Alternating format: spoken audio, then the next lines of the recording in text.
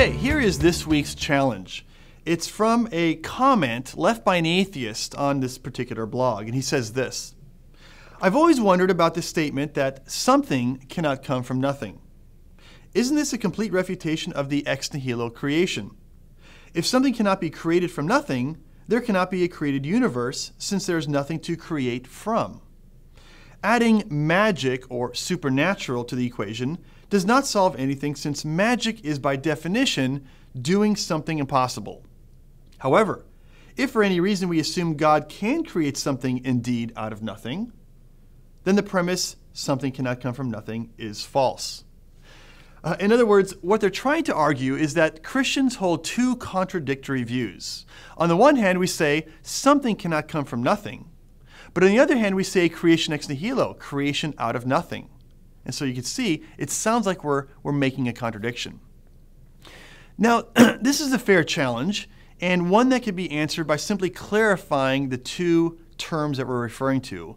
But then you'll notice at the end, they kind of add on this really stipulation that is rather illegitimate. We'll get to that in just a second. But let's first clarify the definitions.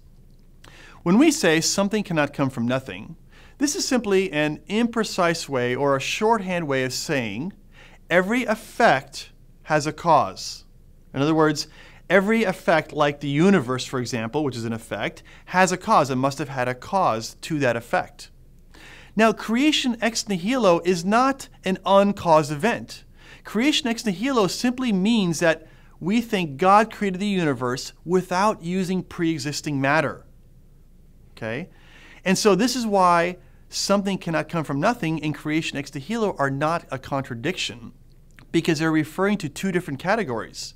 Something cannot come from nothing is about the category of cause and effect, whereas creation ex nihilo is whether God needs some matter in order to create the universe with. And so this is why it's legitimate for us to say that God is a sufficient cause for the effect of the universe.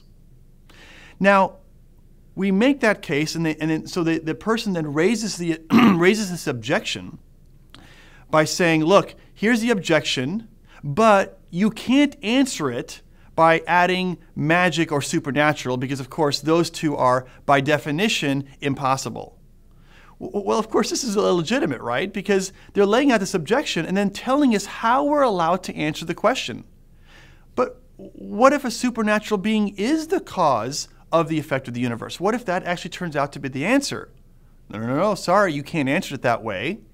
And so this is why I'm saying it's an illegitimate stipulation added on to the objection, because they're telling us how we're allowed to answer the question.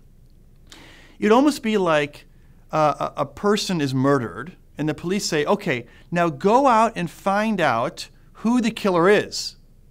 But you cannot implicate a white man. Well, wait a minute, what if a white man did it? No, sorry, you can't implicate a white man. By definition, the white man is innocent. Well, that's not legitimate. That's not fair. Of course not.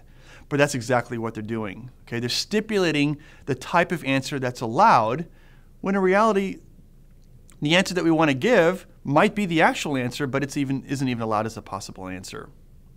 So, in actuality, what's going on here with this objection is that they're raising a straw man argument.